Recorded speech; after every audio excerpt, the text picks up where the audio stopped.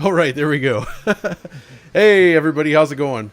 Welcome to a very early stream. Yeah, but we have some very special guests today. But first, to join me on this adventure, sort of co-hosting with me, as often is the case, we have Audi Surly right there in the middle.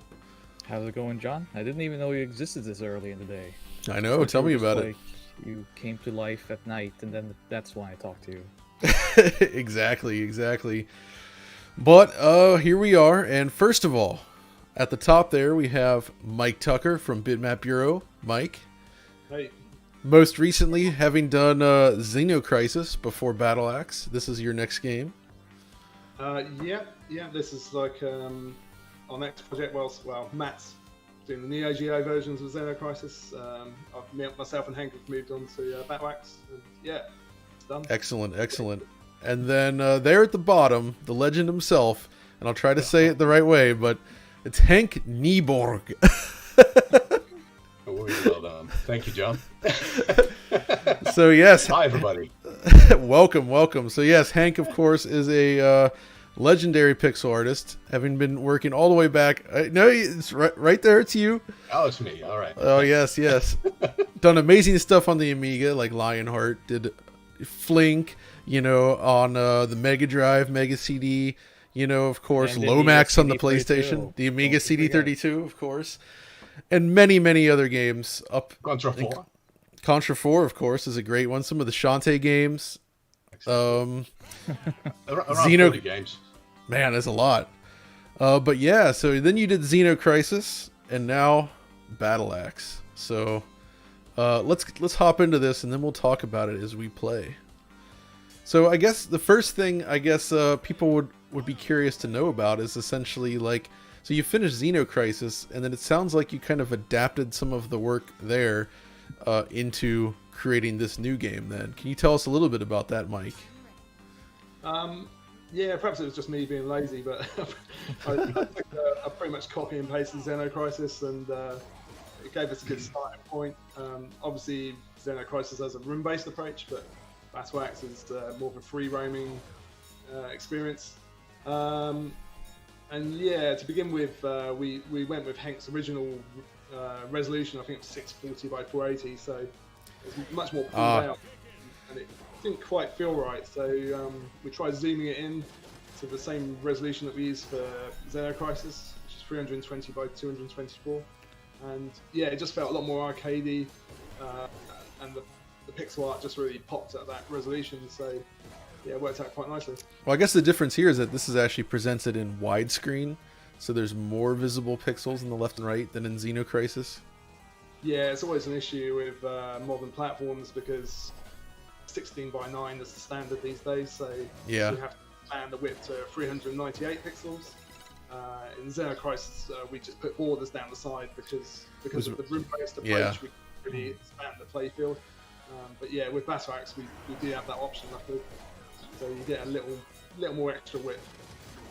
Yeah, that's really cool. And then, like, I guess, so Henk, you've been doing this a long time. What can you talk a little bit about your approach when you're like tackling just like look, because I mean ultimately I think this is still based on like a tile approach to graphics, is that right? Or is this like, yeah, it still is. It's still 16 by 16 pixel tile maps actually, but just very big ones and very versatile. So well, in the older days of the Mega Drive, you had to be really careful not to cross more memory boundaries, of course, but in this case you just had loads, so it just could go wild. And I think that's really interesting because that's kind of what separates this game from a lot of other pixel art games you would see today, where a lot of times you actually now have the memory and resources to just do like a giant bitmap, and you just like pan a camera around the bitmap and it's all fine. But this seems to be created more in the style of older games, but obviously taking advantage of the extra resources you have, which is cool. I love this. Yeah, it's still created like 64 by 64 elements, but just a lot of them, and internally it's handled 16 by 16. So, the thing is, Mike had to create most of the maps himself, so we had to learn my tile sets to actually create the levels with it, which is insane when you didn't draw it. Oh yeah. Yeah. It's really difficult because Hank obviously knows how his pixels go together, so I had to try and work it out. And with an organic tile set, especially like this first area, it was really tricky. The later level was like the third area, for example, is a castle-based level, so everything's a bit more angular and a lot easier to piece together. But I mean, it was fun, and there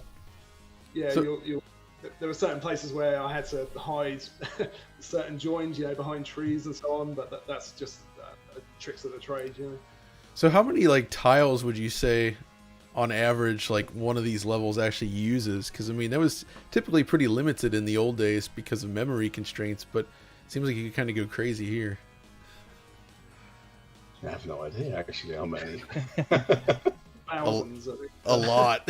Yeah, a lot. Yeah. Yeah, I could pull up the tile set and count them, but Hank went pretty nuts with the tiles. And then I guess for the characters, then it looks like you have each cardinal direction plus diagonals, but it looks like it's mirrored. So like this diagonal is the same as this diagonal, and they just sort of flip. Yeah, exactly. Yeah.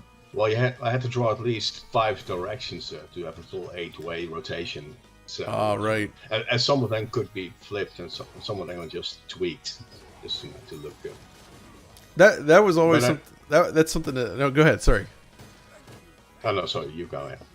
I was just thinking about the way you often saw this manifest back in the old days. Like I was recently doing a stream with the old game Grandia for Saturn and PlayStation, and we noticed that one of the ways that they saved memory on PlayStation was to mirror the sprite. On Saturn, they had a unique sprite for every single direction, because like characters would have like a satchel on one side, and then when they turned the other side, the satchel would be on the correct side. Whereas on PlayStation, they just mirrored it, so it was always facing the camera. And it's interesting to see, because I mean, so that's both an art time thing and also a memory thing, I guess. Yeah, exactly. We have the same thing with Rooney the Marauder. That's the character with the huge cannon on the left of his shoulder. Yeah. And when he flips, then it's on the other side of his shoulder.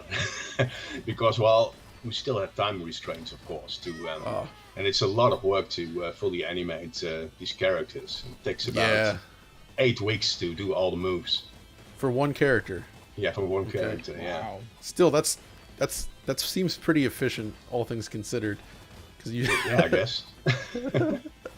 But So, that's a good amount of time. I'm looking at the characters. The shadow, is that generated separately, or is it baked into the character data? Well, it's generated separately, isn't it, Mike? Okay. Yeah, we use a little tool just to generate a skewed, transparent version of the character. Okay. And so we could have drawn it in real time, perhaps. And that's one of the benefits of putting it on the modern platform. If you put this on an older platform, you couldn't use that style of shadow, of course. Right. Yeah. It would have been a circular shape or something, a flashing circular shape. Yeah, I noticed it was a very nice shadow, so shout out to the shadow. Yeah, it looks really good, and how it blends with the terrain here.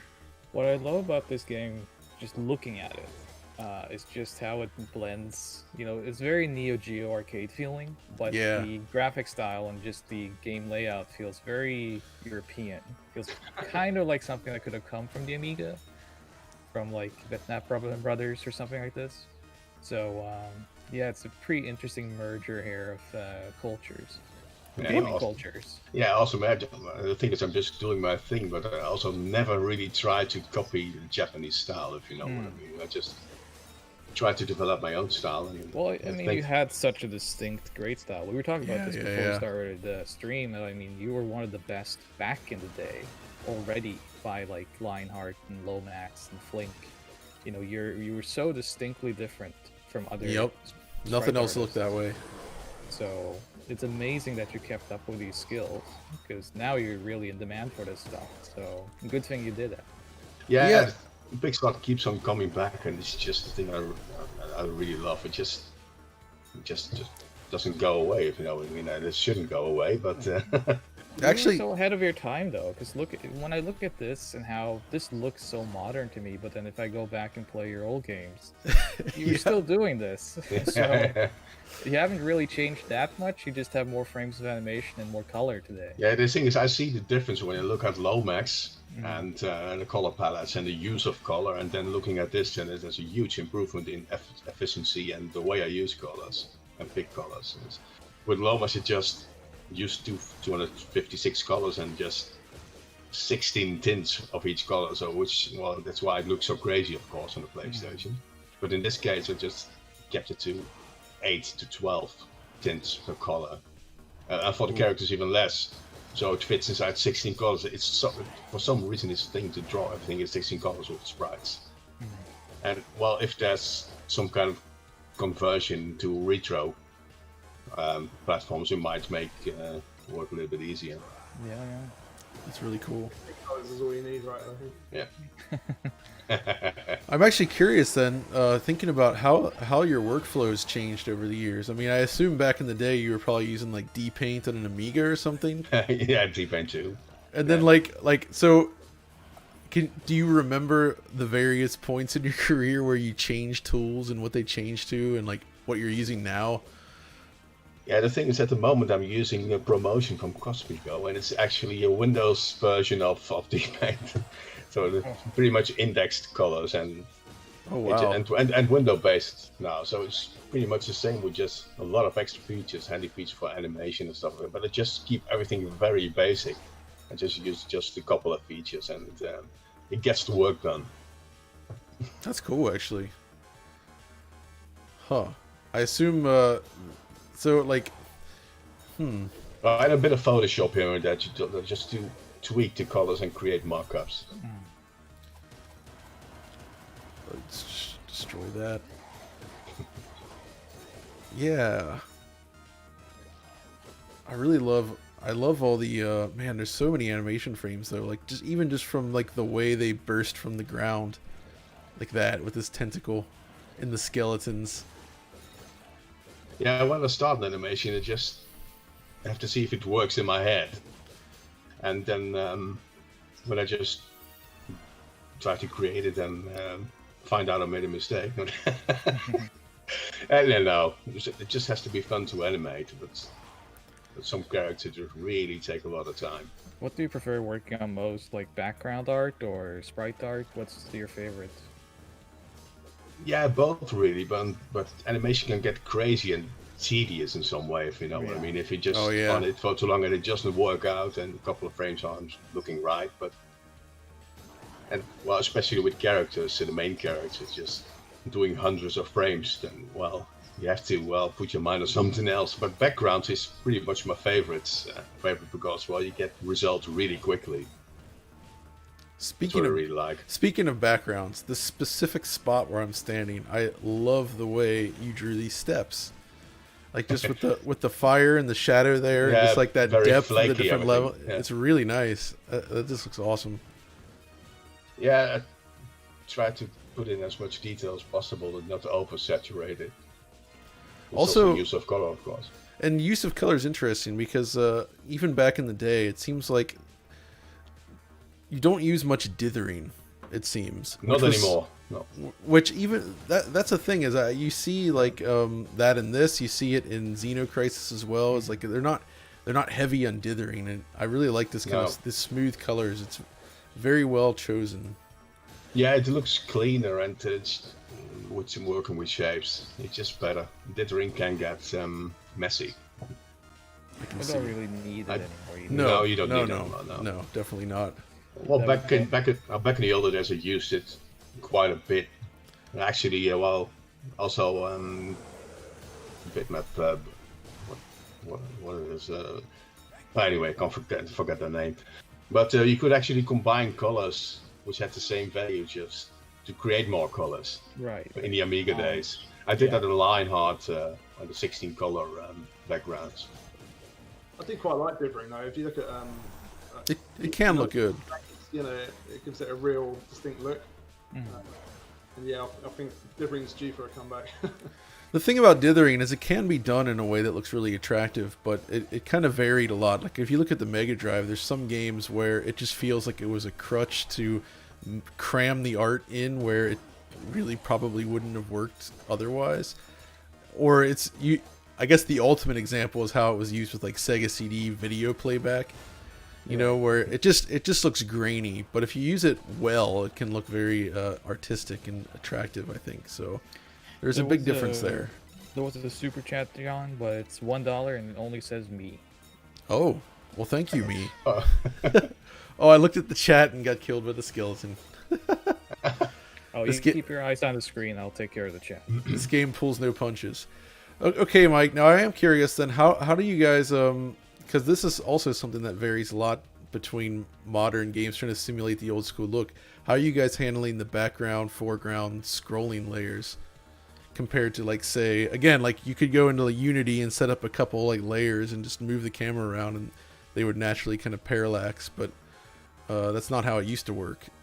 And how is it working here? Yeah, so we are using Unity, but we're also using our own engine on top of that, written in hacks. Aha. Yeah, so it's using my own code, and yeah, it's pretty simple really. For the background layers, we just find the point of where we need to start drawing, and then just make sure we fill the screen horizontally and then vertically. So yeah, nothing magical or massively efficient about it, but you can get away with that on modern platforms, of course. If we were to put it on an older platform, then yeah, my colleague Matt would write it much more efficiently, of course. And this is also currently this is on PS4 and Switch, and is it also on Xbox? Yeah. So Xbox, PS4, Switch, PC. Yeah, Steam. Oh yeah, man, everything this time. That's great. Mac and Linux, yeah, it's coming to GOG as well. Oh, cool. I think that's it so far. Yeah. I am, if you couldn't tell from the trophy pop-up, I'm actually playing this on a PS5, but it is a PS4 game, so... Oh, good to know it works. It does work, because there's some PS4 games you load up on a PS5, and it's just, it'll give you an error when you start up saying that the experience may have issues, basically. So, like... Might be hot on 120 FPS, yeah. Well, if it's made after a certain date, the SDK should be fully compatible with yeah, PS5, that's a good point. So I've learned this the hard way recently with my own games. So. Oh. You can even get a PS5 at the moment, really. Yeah, they're still extremely uncommon. And also, I'm down to one sliver of health before it's game over. Watch out. Oh no! Spiky turtles. So, Mike, what kind of games did you play then before you became a developer? Before I became a developer, so I probably started playing games when I was 5 or 6 in the arcades. I remember playing Xevious and Gradius, or Nemesis as it was called, Sinistar, Defender, all the classic shmups really. And then I got into Golden Axe and Final Fight, Double Dragon, Robocop. And then my parents kindly bought me a PC at a huge expense. I think it took them 10 years to pay off or something. It was crazy. I had a PC with 512k memory. So going from arcade games, I was then playing PC games. So it's mostly RPGs like Bard's Tale, the Ultima series, Mean 18 Golf. I remember putting hundreds of hours into that for some reason. Somehow I also played a lot of that. Mean 18 Golf? Yeah, it's great. It's just really chilled out golf game. At least your parents bought you a PC and not a Spectrum. Oh. Depending on where you say that, though, Audi, that can be fighting words. Oh, yes, I've been in trouble before over saying stuff about the Spectrum. But the Spec is cool. Yeah, I used to go around my friend's house and play on Ant Attack and Attic Attack and all the so many great games on the Speccy. So you're telling us that Xeno Crisis is coming to Spectrum next year? Oh wow! World exclusive Spectrum version of Xeno Crisis. Someone was making the C64 version, but I've not seen anyone attempt a ZX Spectrum version yet. But could be done. I'm sure. Yeah, sure the thing is, I still remember back in the day when the Spectrum and the 64 actually came out. I had to decide which one to pick, and I really liked Scuba Diver and Saberwolf for some reason. But for some reason, I picked the 64, and it's kind of good in a way, because that's when I started drawing on Koala Painter, of course, after discovering it. So I really wonder what would have happened if I would have started drawing on Spectrum. I would be interested in seeing what you could do on it. But I mean, it wasn't much in the way of color or anything. All the colors just bled together, and it was not good. Yeah, I did some 1-bit stuff in the early days. Right. So, but 1-bit. yeah. There's a super chat from Nicholas Krauser, $5, and my friend is throwing away a CRT. Well, Oh. he's not your friend anymore. Wow. So I'm about to get a Trinitron I love KB. Oh, he's giving it to you. Sorry, I thought he was just throwing it away. So I'm about to get a Trinitron KV27S66. Not sure of the quality, but I'm excited to get it. Is that a good one, John? Yeah, I would say Trinitrons in general are pretty awesome. So, yeah, it's gonna be a nice screen. Wait, is he talking about you, Mike? I don't know. What? I've got so many CRTs. I keep. Tell me about it. Put them in our warehouse, just for backup, really, because. Same. See, I'm only on the lookout for one CRT, and it's a B&O. What's it called? AV5, I think. It's like the BioCenter AV5. Yeah, it's got the built-in CDI player. Yes, I need that TV in my life. Yeah, B&O are excellent. Really good sound as well from those sets. Oh my gosh. People are starting to realise the value now, so they're going up into 100 or 200 pounds. Yeah, the prices are starting to go up. Giving them away. I take some of the blame for that. Did you? Sorry? You never worked on the CDI, did you? Nope. Too bad. Probably. This much. Dreadful machine. Actually, owned one very long ago. Somebody just gave it to me, but I think I sold it just after that. Many games. The thing about CDI is that even at the time, it couldn't do tiles and sprites in hardware. No. So like to do any art, you would just throw a bitmap to the screen. Yeah. But then scrolling it around was all done in software, and it was really slow. So like, yeah. Now I've always been a 60 FPS fan, so I couldn't handle that. Excellent. Well, 15 is almost as good as 60. Sure. Mike, a lot of people are mentioning Initial D. Are you a fan of Initial D or something? Yeah, massive fan. Me great. Too. Okay. I love Initial D. Yeah. Yeah, I discovered it in Canada, I think, and then we started getting machines in the UK, and I got seriously hooked. I mean, I was really into Daytona and Sega Rally, but Initial D felt like a big step on from those games. There's so much technique to them, especially the third version. I put thousands of hours into that game. I got all the cards. I maxed out all the vehicles I had, and I was competing as well. So I got to number 2 in the UK on one particular track. I just played Hapokohara, which is the game's hardest track. Mm-hmm. Oh my goodness! So you're really a fan, huh? Yeah, I've bought the arcade cabinet as well. That's sat in the warehouse at the moment. So yeah, I'm hoping to get back into it. But sadly I had to retire because they took the arcade cabinet out of our local Sega park. That's where I used to Why didn't you just buy it and put it in your home? I actually and they said, okay, you can have it for £1,200 or something. I thought, oh great, okay, I'll take it. And then the day came and they said, oh actually no, it's £12,000. So I thought, okay, maybe not. But yeah, I picked it up much cheaper. A couple of years ago now. So I think at our friends at Limited Run, I think they actually set up an Initial D3 cab in their office recently. Nice. It's such a great game. Yeah, for a driving game, just has so many layers to it. You can play Fighter 2 really. You can almost play it over. Oh man. So everyone should play Initial D. What about Wangan Midnight? Oh yeah. Yeah, I love that. I mean, it's Yuzo Koshiro's soundtrack. Exactly. Massive Ridge Racer fan. I just couldn't. I don't know. It didn't have quite the same appeal. The roads Sorry, are a bit infinite more, mode. a bit nicer, I think. Initially, they had more challenging tracks, but yeah, they did rectify that with some of the later releases. But yeah, it's cool. It's a game that I need to go back and try out again. Really.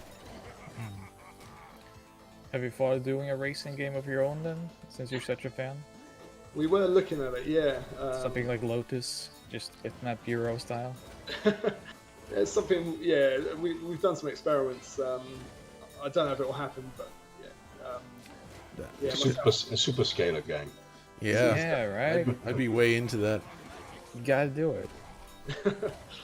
Yeah, it's just a shame that you can't really write for super scalar hardware. You could probably do a pretty good job on the Mega Drive these days. 32X. Pre-made this. 32X. We're just trying to tank your reputation here with the CDI and 32X. And I saw Numbskull was like Amiga CD32 versus CDI in the chat. And that's the greatest battle. Oh no! Although, if I recall, it was actually the CDI versus the CD-TV. That was the real war. Yeah, CD-TV and CDI were definitely fighting it out at the time. It was like 2 months, but still. And yeah, that ad campaign for that was amazing. It was like CDI don't. I had just a huge list of what the CDI couldn't do, the CD-TV could do, or the other way around. But It was one way or another. it's just the stakes are so low you can't even get excited. I see Pyron's Lair is in the chat with €5. Pyron, a great friend of the show and amazing talent himself. He says, this group of incredible people in this live deserves a beer to celebrate. A lot of success for you, my friends. Oh, well, thank you. Yeah, he did some great stuff on Mega Drive. Actually, I think he remastered the Mega Drive. Yep. Yep. Pyron's amazing. Yeah. So yeah, I think he's experimenting with some of the Joy Measure games. Is it Odorless? I think it might be. Yeah. Odorless with Danilo's help. Yeah. Talented guy. Yeah, it'd be fun maybe one day to see Bitmap Bureau and Danilo team up, huh? That'd be a fun little. I wouldn't say no. Yeah. Yeah. Oh yeah. Yeah, we got a lot of stuff on the go though. So yeah, and those guys are very very successful already. So Hey, John, you just rescued my wife. Oh. What? Okay. Well, really? Yeah, that's crazy. Oh wait, so you actually like put real people in here to rescue? Oh yeah, Kickstarters, backers of course, and and that's some other real people. That's fantastic. Oh, you I didn't love make your wife pledge for your own Kickstarter, did you? No, Well. what should I say?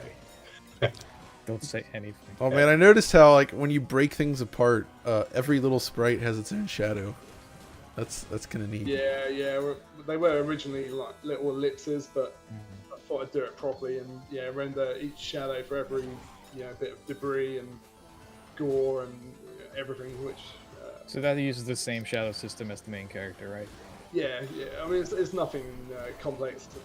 And yeah, we did look at some shade alternatives, but yeah, we wanted to keep it pretty old school, really. But not too old school, where it's just like a circle under every character. Wanted something a bit more. I mean, also all these debris parts also have full rotation of animation, but you don't see it in game very well. Looking at this with these overhead visuals and everything, I'm thinking I would like to see you guys tackle a Bitmap Bureau take on the E series. Oh, with bump combat. It could be bump combat or not bump combat. Either way is valid. It was unique, wasn't it? If Yuzo Koshiro wants to do the soundtrack, I'll talk to him for you. yeah, okay. I actually talked to him yesterday, so No way. had I known, I would have brought it up. Oh man. Well, have a word, yeah. Yeah. We'll be up for it, but I don't know. I'll get you hooked up. Do Falcom still exist? Yeah. Oh, yeah, they're a huge absolutely. company still. They're doing. Unfortunately, they've switched entirely to doing just 3D graphics, and their in-house engine is not. It's not. Well, they were still working on it. I was actually at the Falcom offices 2 years ago. And so it's not that they're all 3D now. I mean, the main E series is going to be all 3D, but there's some things cooking. What are they doing that's 2D? Or they have, at least they haven't done anything that I've seen in the last few years. You might see it, but there's been some hints at it in Japanese media. Okay. So, and then of course, good. I hope so. If you haven't seen yet, they are actually re-releasing the oldies game on floppy again. Oh, so, I saw that. Yeah. Yeah. So, I mean, they're still aware of the demand, but they don't have a Henk. You know, they need to find people that can still do this stuff. So. Well, yeah, if they want to talk to us. Yeah, well, okay. Do a 2D Ease revival. Yeah, I loved it on the PC Engine. Oh yeah, the PC Engine. Oh yeah, for sure. Yeah, for some reason I missed those games. It's crazy, isn't it? It's missed so many good titles, probably. Oh man, they're good. Yeah. It's hard to play everything. I still got a back catalog of about 200 games, I think, to play. You'll get around to it someday. Yeah. So it takes 2 weeks off. Well, yeah. It's like 10 games per day. So Mr. Fujisawa is sending us 50 Mexican dollars, I think that is. And he has a question for Henk. All right. Henk, did your designs ever take advantage of how it looked on CRT, particularly consumer sets where dithering worked a lot better? Love the stream. Well, back in the older days, you mean? Or Yeah. Well, that was just the standard back then. So you just did it like that. You also checked your art on a CRT, of course, so that would go automatically. So that was we didn't have flat panels in the 90s. Well, no, of course, but there's still a difference between how, like, you know, if you used a computer monitor CRT and over VGA, that looks completely different than, like, you know, a 15 kilohertz 240p display, especially the consumer variety, especially if you're using composite cables. Oh yeah, that's so like so you did actually then take that into consideration while building the art, because that's something I always hear debated, is whether the artists were actually like designing the art around the limitations of the CRT, or if it was like, you know, just done on a PC and then hoped it looked good on there. I think it's inevitable though, isn't it, really? I mean, if you're drawing on a CRT, then you can. Yeah, I was also drawing it on the CRT in the end. See what it looks like on CRT. But yeah, it's an important point really, because a lot of people now, they experience retro games on an LCD monitor, and they're way too clean. It's different. It's not nearly as good. No, it really isn't. Actually, that's a curious thing, because a game like Battle Axe is almost like it's purely made. It's perfect for a CRT because it has all that lateral motion. You know, the overhead scrolling on a flat panel. Obviously, it loses clarity during scrolling. You know, the better flat panels, of course, can handle it better than some. But if you play this on a CRT, you get that perfect motion. That's just well suited to this type of game. Yeah, maybe we'll make a version that could be played on a CRT one day. Yeah, let's hope. Well, this one can if you have the hardware. Like I tried hooking this up to my Extron Emotia Plus, I think it is, and outputting it from. I convert HDMI to analog VGA and then run the VGA into this device, and then outputs over BNC cable, and you can drop it to 15 kilohertz 240p. And it actually works pretty well. Oh, we'll have to take a picture of that and show us then. Yeah, absolutely. I'm doing this to see what this is on CRT. So the only thing that would make it better is if there was a proper 4x3 mode. That was. Yeah, it would squash things a bit.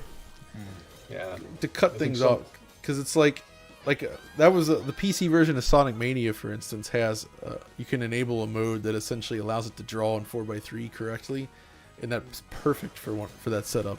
It aligns just right to the grid, so it actually looks awesome, and that would be cool to see here. But you know, it could be something that we add in a future patch.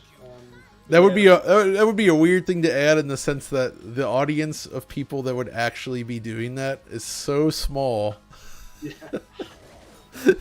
But still, I'd be one of them, probably. It's always tricky when you're designing for a certain aspect ratio. all of the art has to fit in, you know, that 16:9 ratio these days, and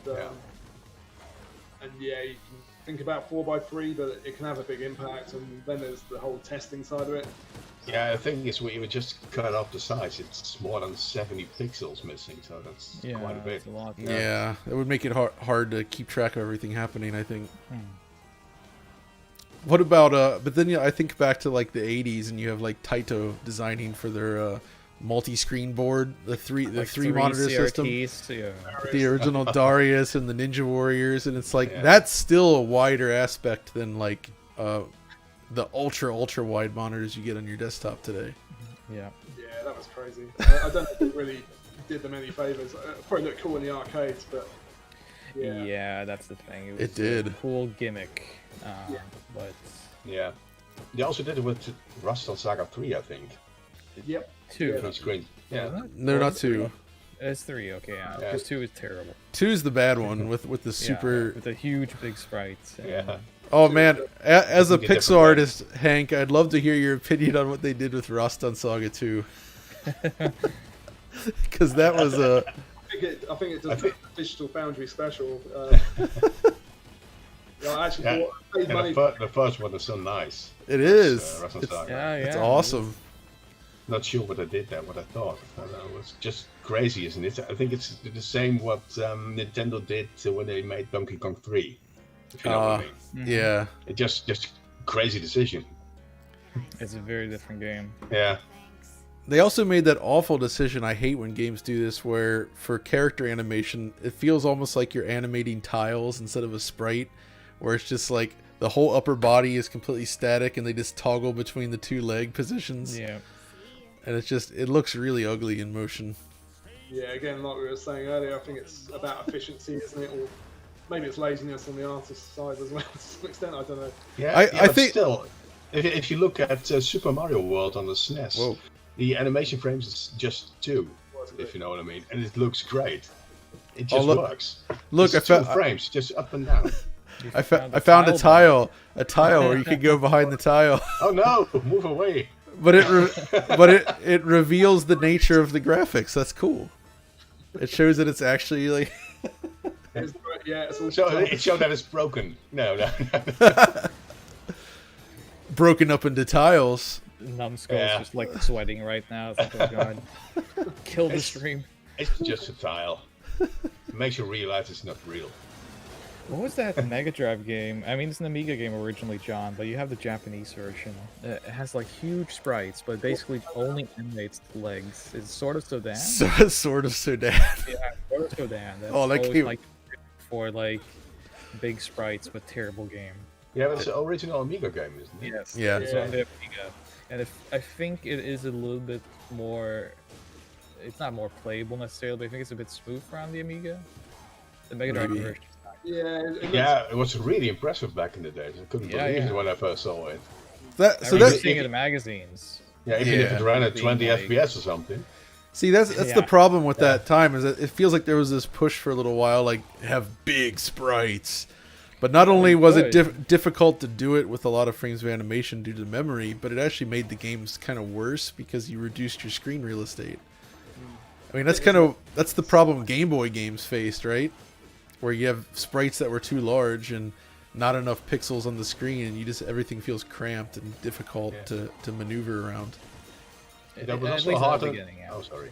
No, there was also a thing in line art actually back in '92 when I had to create the main character with hardware sprites. Just had 8 of them actually. Right. So everything had to fit inside of that. People complained about the sword being too short, but there was no way around that. So we just ran out of sprites. See, that is super interesting, yeah. We haven't talked much about Lionheart, but I mean, that might have been... when I got my Amiga, it was like handful of games that really made an impact on me. The one that made the most impact is Another World, which I've talked about many times. But I do remember the first time I saw Lionheart running, I couldn't believe what I was seeing. And it was just... I remember many years ago, I was at an orchestra concert in Sweden. and they had like a medley of Commodore 64 and Amiga games. And then when Lionheart popped up on screen and they played the music from that, like I had tears in my eyes because that game was so important to me. Awesome.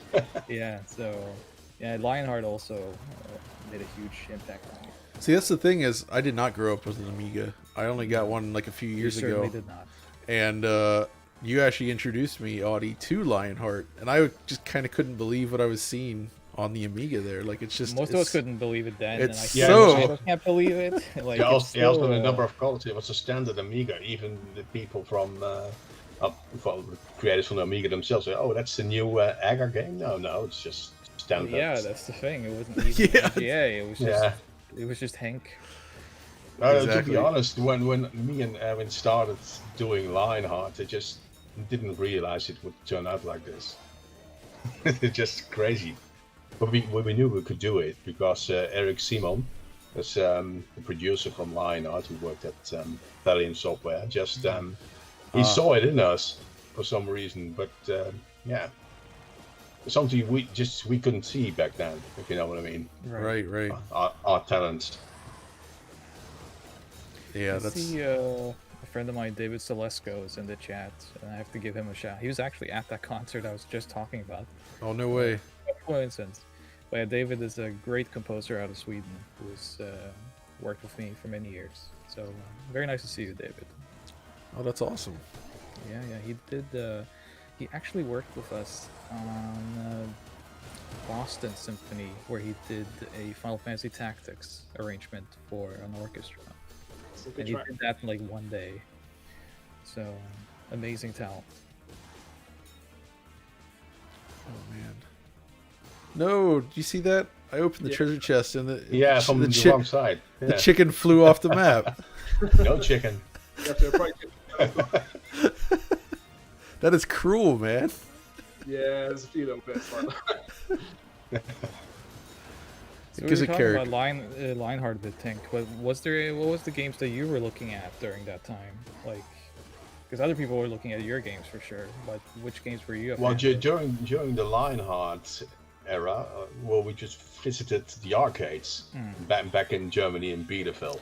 Yeah, it seems like Oh, that's yeah. always the story from everyone. It's like, And it was the 90s. I mean, Yeah. the golden era of Konami and Capcom. So we're just having a great time over there, and just gauged our eyes out what the arcade hardware could do, because it was way better than the home systems, of course.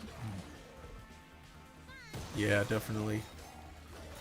so you can kind of consider Battle Axe here your arcade game then, huh? Because this is kind Yeah, of very close to. It is an arcade game for sure. Yeah. So you finally got to do it. somebody in the chat commented, and I like this comparison. They said this game feels like Golden Axe meets Zombies Ate My Neighbors. That's a pretty good comparison, I think. Yeah. Okay. Both fun games, actually. Too, I would say. What's that? A Chaos engine in there too. Oh yeah, some Bitmap Brothers. Yeah, especially with the generator destruction element. Yeah, it's a funny thing. A lot of people mention that, but never really played Chaos Engine. Really, I just Oh. guess it is for the art, of course. But not that I wasn't a fan of Bitmap Brothers, but Damn. it's just a really interesting Gauntlet thing for me, because I'm a kid from the '80s, and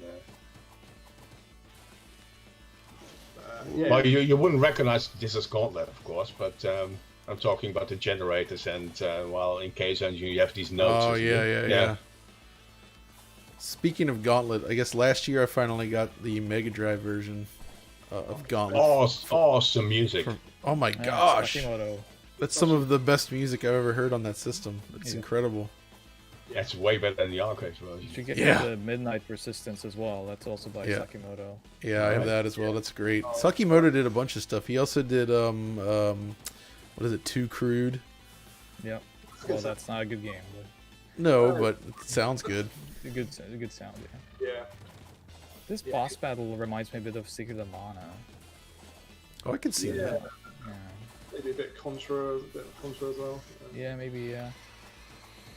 Yeah, it's a little bit inspired by Contra Spirits, the overview ones where it just rotates the whole screen, and we didn't do that. Oh, that's cool. I actually killed him when he Whoa. was in the air. Whoa! Wow. That's great. That's weird. I've never seen that before. We're getting a lot of questions when this game is releasing. Oh yeah. I think it's slightly staggered because it's coming out on Xbox first. Yeah, it's out on Xbox today. Yeah. Oh really? Okay. Yeah. But we're shipping keys and physical copy. Well, we're not. Numbskull up Right. Yeah. a week or two. So yeah, backers should get their copy first, and then anyone else who's pre-ordered, yeah. So you should be able to pre-order it digitally right now on Switch and PS4 on it. And yeah, you can buy it on Xbox from today, and it's on Steam and GOG as well. Yeah, it was crazy exciting yesterday to see all the reviews pop up. It's just very exciting to see. And most of them look really good as well. So Yeah. really, it was a crazy day yesterday. Oh, it must be Yeah. good because I mean this Yeah. is taking you quite some time. And Yeah, lots of yeah. hard work, huh? Yeah, I think altogether it would be about 2 years. I think. Oof. 1 year from the Kickstarter on actually. Yeah, you did quite a bit of work. Yeah, that's including the prototype and everything. Even before Oh, Xenocrisis, wow. you did quite a bit of art, didn't you? Hank? Yeah, I had Wow, yeah. the first world, parts of the first world, and a couple of characters designed. But back then in the days, I just thought I would make a MOBA out of it, so a PC game. So glad that didn't happen. Yeah, you'd still be working on it for years. Yeah. Yeah. So where does this stack up in your career then, Hank? Like how is this the work you're most proud of these days, or? I don't know. I'll find out. I'm really proud of this game. Really, it's so solid and it just comes together really well in terms of graphics and gameplay and everything. Yeah. And working with the guys at Bitmap Bureau and the publisher, Numbskull Games, everything just worked out really well.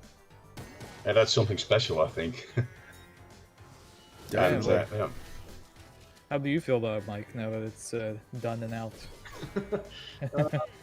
I hate releasing games actually because, I just sort of prepared for like getting loads of criticism or, a game doesn't work on this system or that system. Or, I'm always anxious. But yeah, it's good it's always a relief as well to get it out there and get people playing it.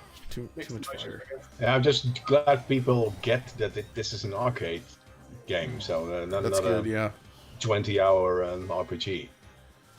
Yeah, that's it. It's I think there's people like myself and Hank. We don't have hours and hours to play games, so it's we built it Well, as quite an arcade experience. see- Really like Golden Axe, I guess. I think that's really good too because, and I think the tide is changing a little bit more these days. But like, I think people such as myself, we're tired of these gigantic, overly stuffed RPGs and such.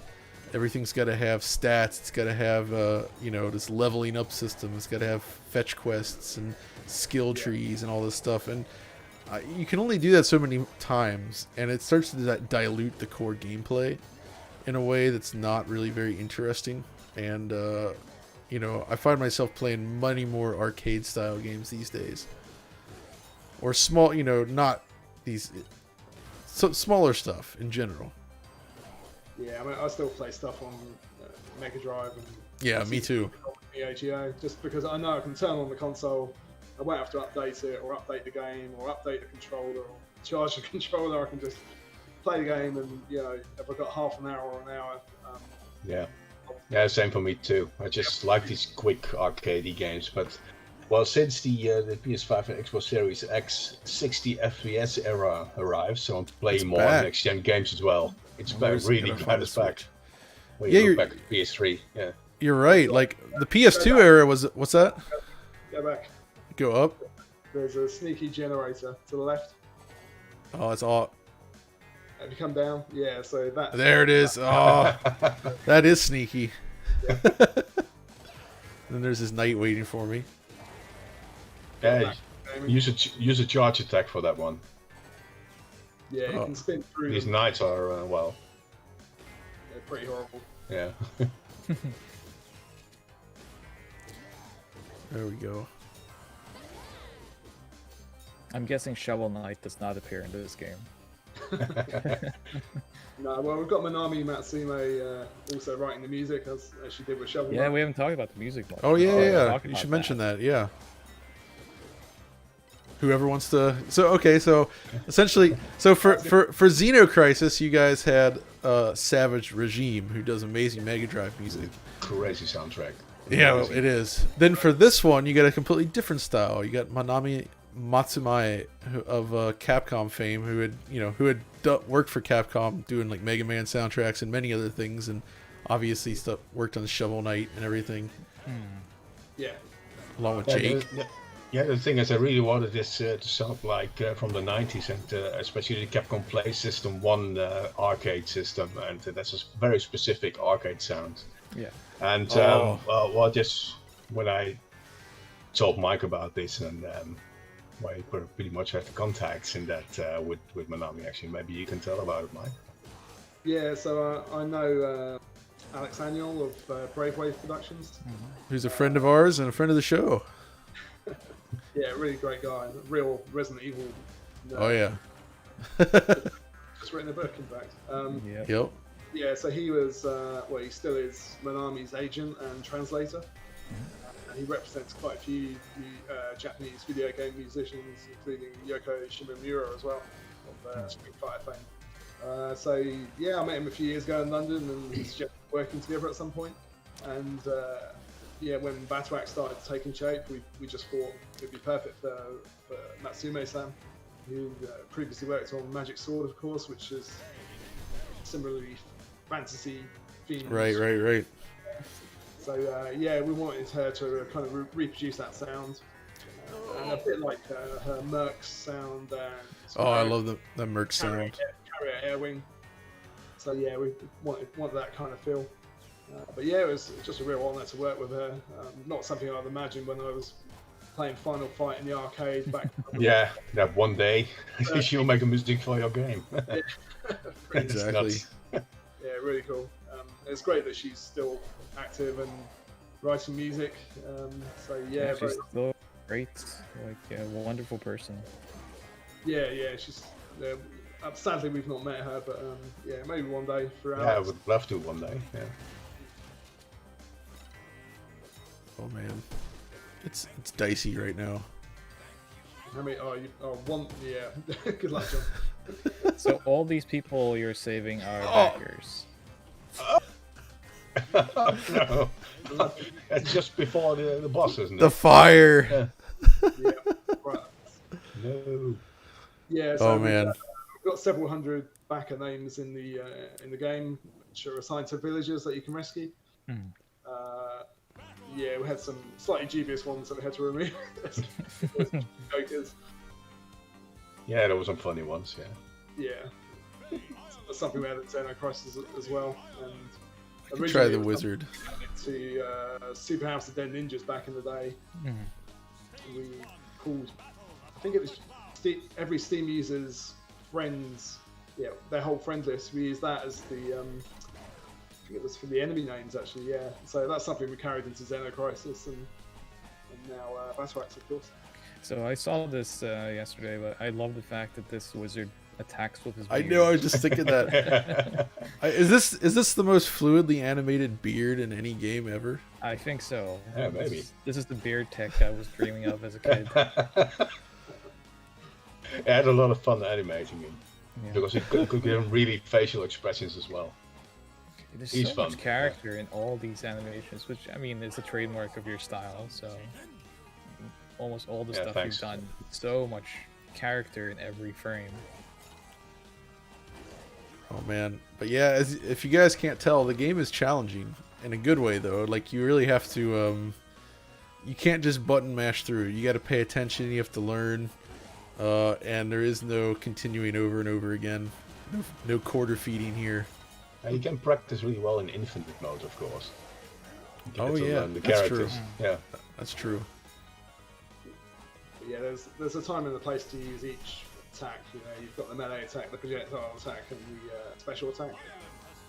Oh, I don't want to get. Oh, Yeah, there's different situations that you have to use them in, of course. chicken.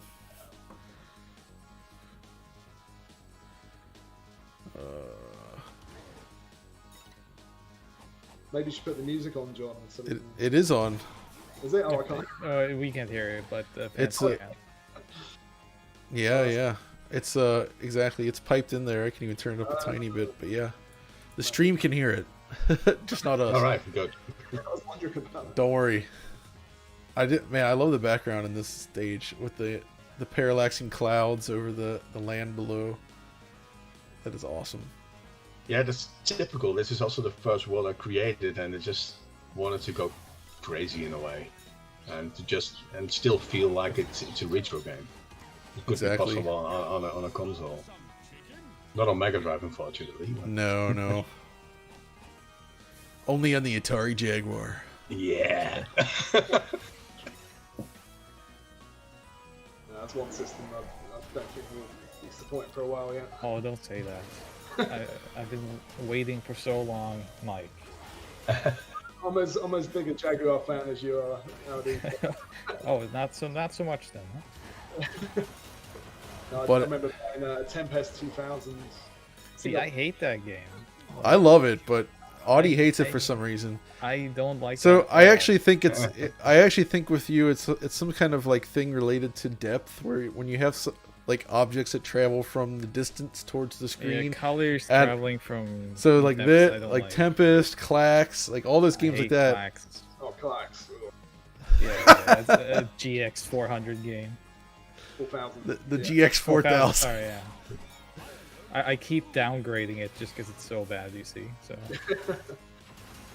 Why Are you gonna make any games for the GX 4000 at any time? That's basically a CPC, isn't it? Yeah, it's just a CPC. I really don't think so. That's funny. I think it was the early issues of Mean Machines. They actually had the GX 4000 on the cover along with the other systems. And I seem to recall Richard, who was working on the Meg, telling me something along the lines of like their publisher was like, well, we got to have something British on there, or like, you know, something else to get that market. And they were like basically asked to put the GX 4000 on the cover. Nobody cared. There was a Konix multi-system as well, wasn't there? The Oh, Konix God. multi-system. that never happened. That commercial is one of the greatest things.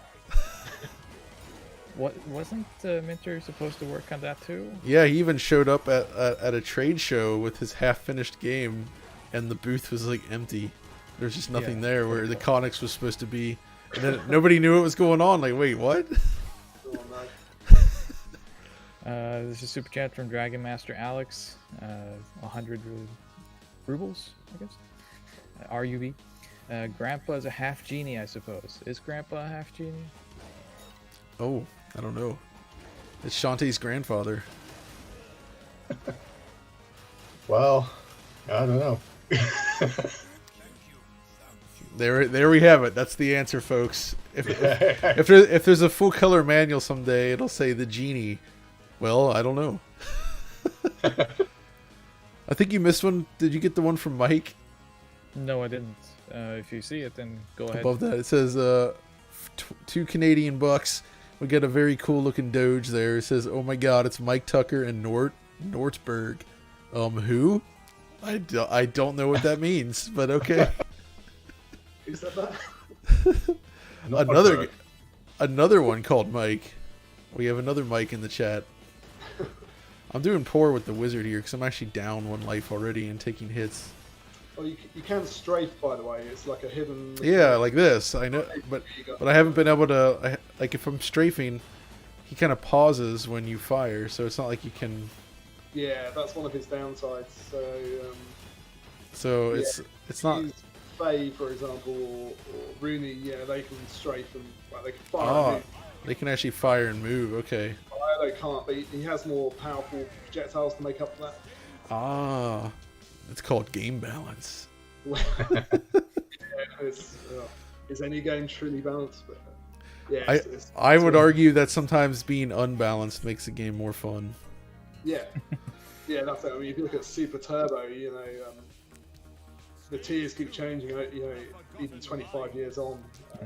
Or even Halo 1 with the pistol that was so overpowered but so much fun to use. The game was never the same in multiplayer after that. Is there any like genre games you guys haven't worked on yet that you want to work on? Yeah, you were talking earlier, Mike, but you can't wait to do a rugby game. What? No, definitely not rugby or Cricket. Cricket, yeah. Bitmap's yours. Cricket. I would like to see your take on curling. curling. Oh. I did Like a super scalar game of curling, you know? They give us ideas. Yeah, curling on world balls. Great. Yeah. We were talking about that, weren't we? I don't remember why. I did make a kind of croquet game on mobile. All right. Yeah, it wasn't There we go. Gateball on the PC Engine. It was inspired by that, but it turned into this weird fireworks game in the end. That's as close as I've got to doing a quirky sports game, I guess. As for games that I'd like to try, there's so many Metroidvanias around now, and so many great ones. Yeah. Worth trying to. I feel like we need more classic Vanias than Metroidvanias. Yeah. Yeah. What you're talking like Castlevania 4 or? Yeah, like Castlevania old school, 4. yeah, older Castlevania games before they went to that exploration format. I'd love to see more like that, with some Hank art in there as well. Oh yeah. Yeah, Like to have a very shot at that. gothic. I would be romantic, very much artwork. into that. Yeah, I'll be up for that. If I can get- Well, in my case, I would love to do a shooter, just vertical or horizontal, doesn't Oh, matter. I would love to see that too. Yeah. Yeah. We're thinking about it, Mike, isn't it? yeah, maybe. Yeah, we can't say too much. But, No. Well, you both mentioned Final Fight. Like, what about like because a one-on-one fighter, I think the balancing might be too troublesome, but something like a beat 'em up would be interesting. yeah. I think for an indie, making a 1v1 fighter. It depends. You would have to be kind of like Skullgirls, where you like spend so many years on it and hope to have a much better boss. That's but one you know, it's so I think that's saturated. Like the one-on-one It fighter is. market. Yeah. We don't need more of those. We have a resurgence of the beat 'em ups though. You have Streets for Rage 4, you have Paprium, you have great New games coming Turtles. out. New Turtles. Yeah, I think the 1v1 fighters, it was perfected with Super Turbo really, and Street Fighter Alpha 3 and Street Fighter 3 Third Strike.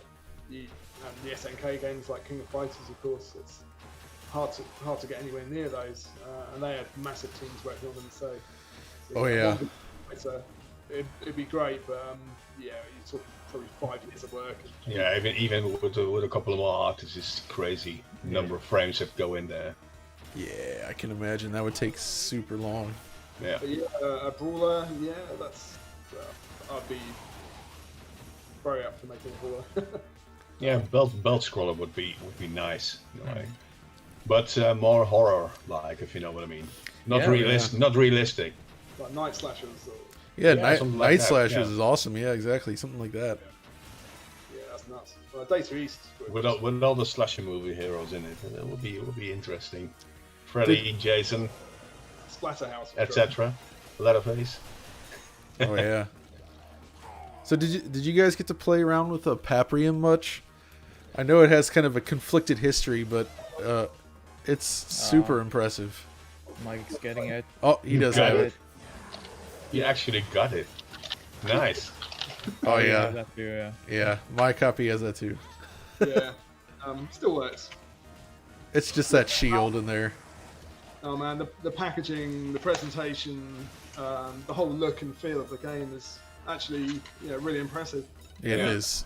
It's super impressive. Yeah. There's some things aren't. Yeah. I feel like they maybe rushed the development a bit or the design.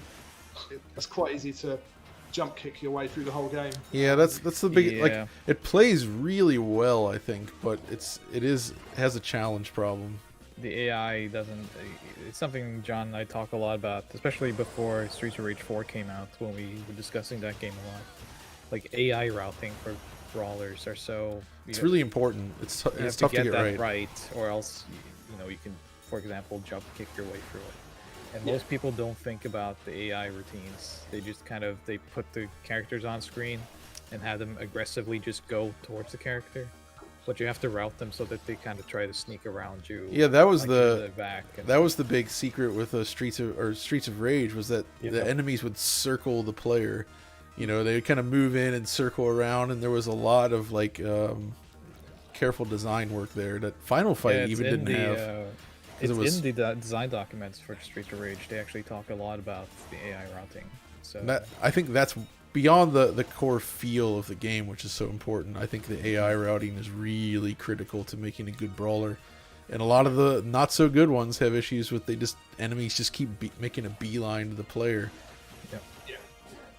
And you know, in Paprium, the AI is okay. It's not bad. They do some interesting stuff. It's just that you can cheese it too easily.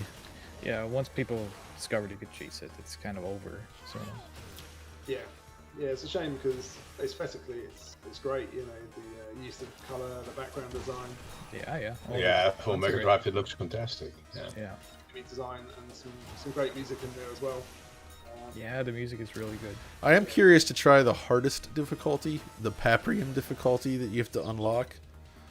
I wonder what kind of a difference that makes. I don't think it makes that much difference in the end, from what I've heard. So That's a shame. I haven't unlocked it either because I haven't had it. I heard Pyron was a big fan. He was, Of Paprium. yeah. Yeah, maybe you can fix it for them. Exactly. That's what I'm thinking. Yeah.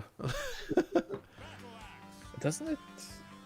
It has some sort of port where you can update the game technically, right? Yeah, Mega Wire. The Yeah, Mega Wire. Yeah. Okay, let's try this again. Come into use. But yeah, pretty cool idea. But yeah, they just went a bit crazy with the design of the cartridge. I think Oh, yeah. they used a regular Mega Drive cartridge and saved themselves a lot of trouble. But Yeah. it's impressive that they finally got it out there. Just took a long time, of course. Yeah.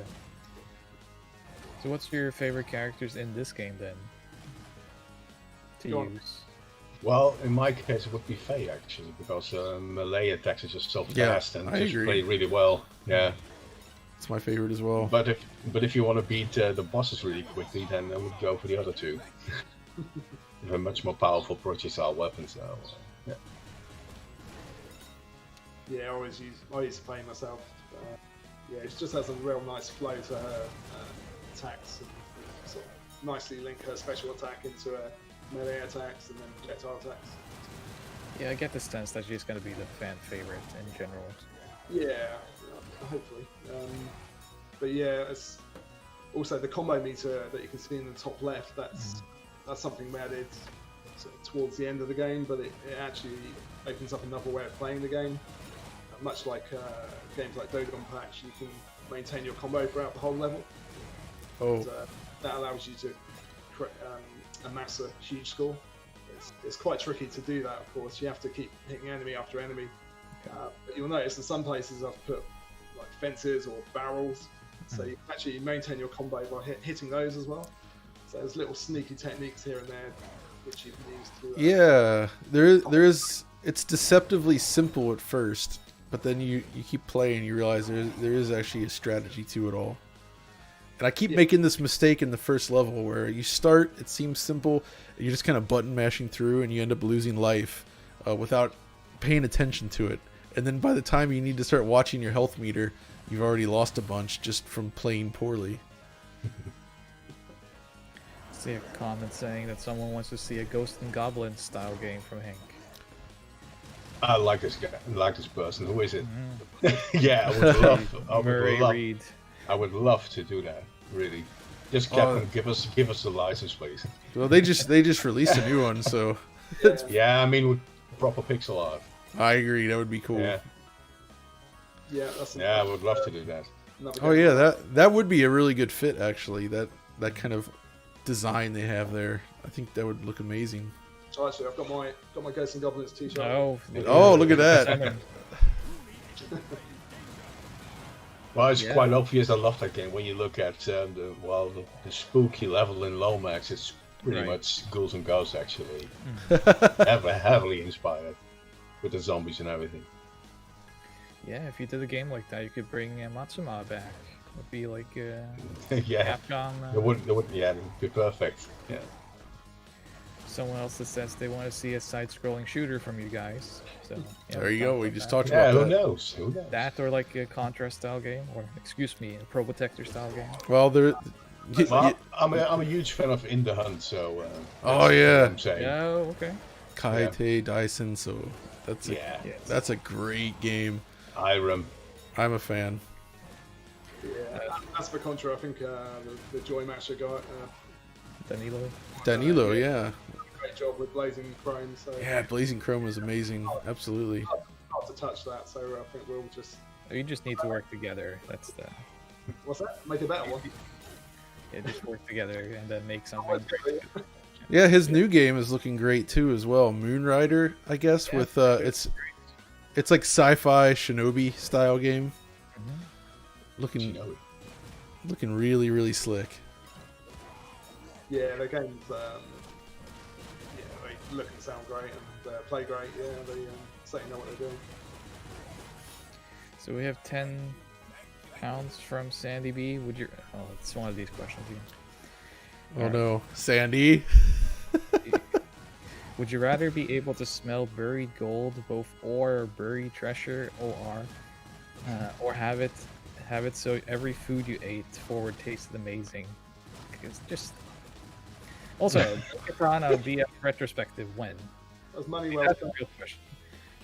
That is I don't know what brought up that katana in our Patreon chat, or sorry, the Discord chat lately, but I'm all for it because I actually like that katana. Unironically. I'm a big fan of food, so I think I would rather that food tastes amazing. Yeah. So I don't need that much money. I'm not the money type person. So Well, you can smell gold, is it? yeah, which Very cool. like well, Where are you gonna go to smell the gold? exactly. Yeah, but then you could buy all the amazing foods you like. So But that assumes that it's you like- go to the place where the gold is and know how to get If to every it. food I ate tasted amazing, I wouldn't need the money to buy expensive food. I could just Exactly. buy real, it already, yeah. at least taste better. So Oh. there's quite a few people sending in Dutch messages, and I'm just not gonna butcher that language. But thank you. I would check them later. Yeah, you're getting. Oh, yeah, I did see somebody else mention, does this game handle co-op? And yes, it does. It's probably best played that way, actually. Yeah, Yeah, probably that- much that's easier. It's local, right? It's local co-op. Yeah, yeah. during testing with Steam, yeah, we had players using the what do they call it? Remote play, I think it is. Yeah. That works great. Yeah. I would like to play this in multiplayer when I get the chance. Need to ask my Yeah. son to play. Mario is asking, what do they think of making a Metal Slug like type of game? We talked about this a little bit earlier, but I mean, yeah, Well, Yeah, Hank, I think I think you would approach that differently. Just get a couple of more artists in there, and I would love to, of course. But copying a style or a game style is not really my thing. that's right. Yeah.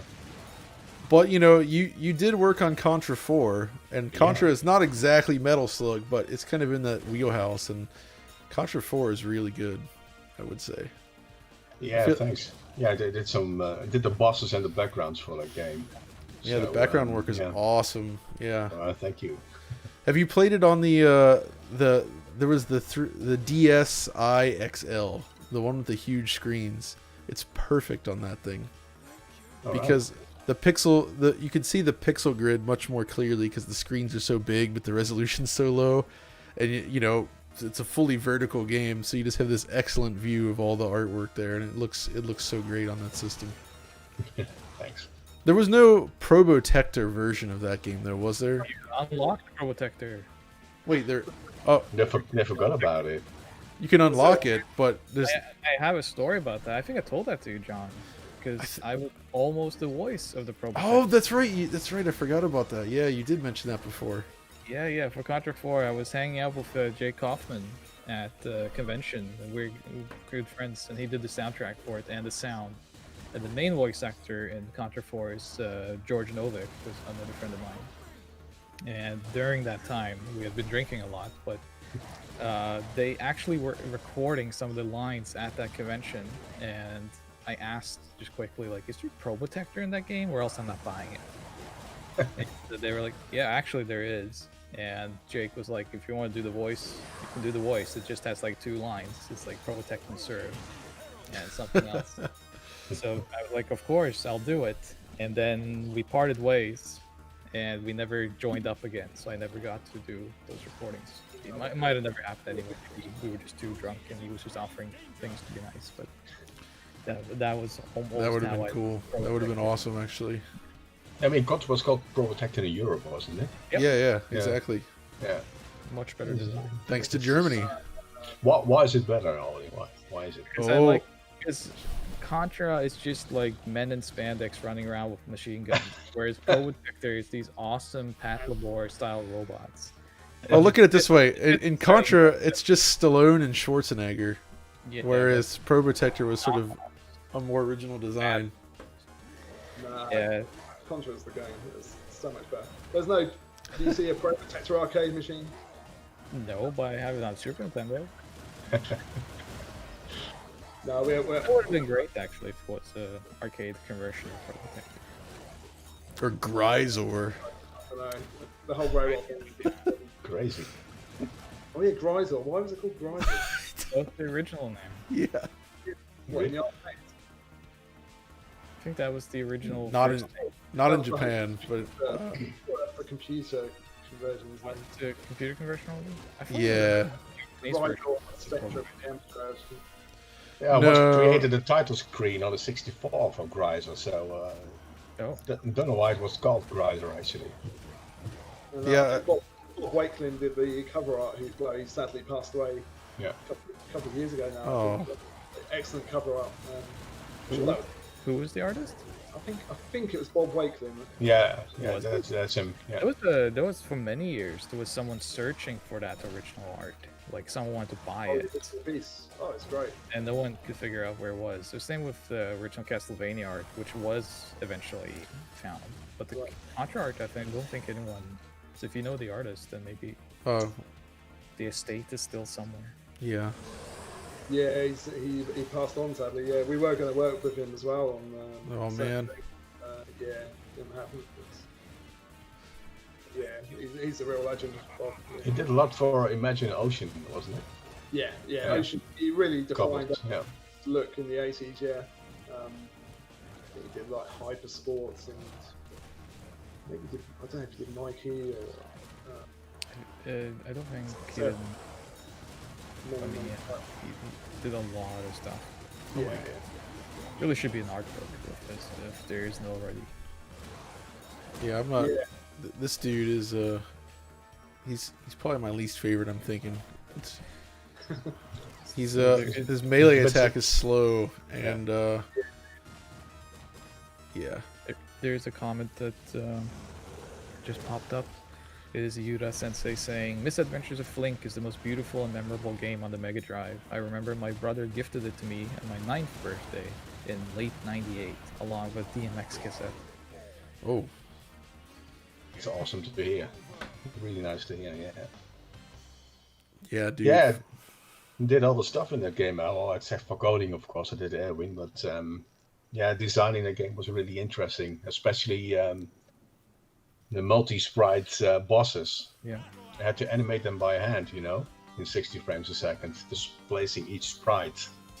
So when you look at the first boss, when there were all the sprites moving, so it was actually me just moving them by hand. Oh, Pretty wow. crazy. Yeah. Wow. Almost keyframing actually. Yeah, Huh. it would be. Yeah.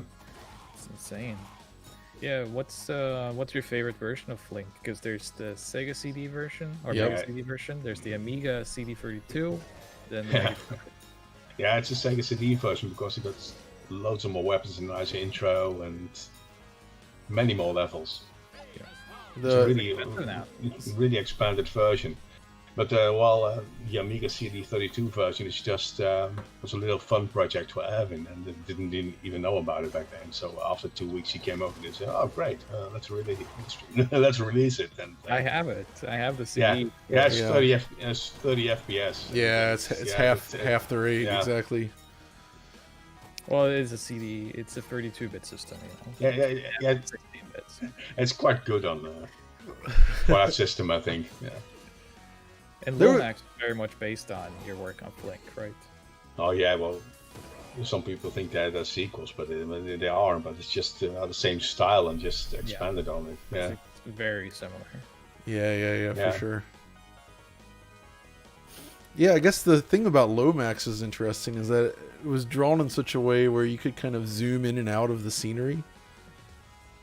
Yeah, that was really hard to create actually. So I had to place the layers really exactly on top of each other. There was a little polygon bridge between them, and but those were really good. Yeah, back in the days, just the zooming and Sony and Psygnosis really wanted us to put some 3D stuff in there because it was really mandatory back then. You know what I mean? Because we pretty much forgot about that for the later level. So you see a few 3D objects at the beginning, just towers falling over and stuff like that. Yeah. But the zooming levels are quite unique for the day. We really should do a DF retro stream with you on Lomax if you have time. Yeah, if you have time. Yeah, I would love. There's so much to tell about our project, Yeah. especially the last 2 months when they locked us up at Psygnosis. It just finished the game. Yeah, I would love to hear the stories. I mean, I've always been a huge fan of that game, so I would love to hear all the stories on that. Yeah, we both have copies of that, so it's a... Awesome. Yeah. I have the Japanese and the US copy of that. Oh, that's right, you have the Japanese version. I don't own it, sorry, Hank. Yeah, I still got a poster and some stickers somewhere from the original ones. Oh, wow. Oh, dang it. I'm doing... And the interesting thing about I think Lomax... they're still on my old dustbin. Oh, look at that. Oh, wow. That's crazy, isn't it? The original stickers. Yeah. The interesting thing about Lomax too is that it's actually a Lemmings game, or it's in the Lemmings series. Yeah, that's also a whole story behind it because they planned the whole comic series for TV and have multiple characters, about 8 characters, and so Lomax actually, the knight in the game is the only one that just was left of it. It could have been really big. Could have. and then we could also have it in. Well, could also finish this in time for the PlayStation release, but me and Evan had other things to do back then. The thing is, though, is you look back at that and like Lomax came out, but then also before that there was Lemmings 3D, which did do the 3D, but it's such an ugly game comparatively. Oh, that game is terrible. It's like Worms 3D. Certain games just don't need to go to 3D. Castlevania's another. Nah, it don't work. Well, to be fair, I know Castlevania 64 isn't beloved, but I actually think it's pretty good. It's a good game. It's a good game. I like it's just that game a lot.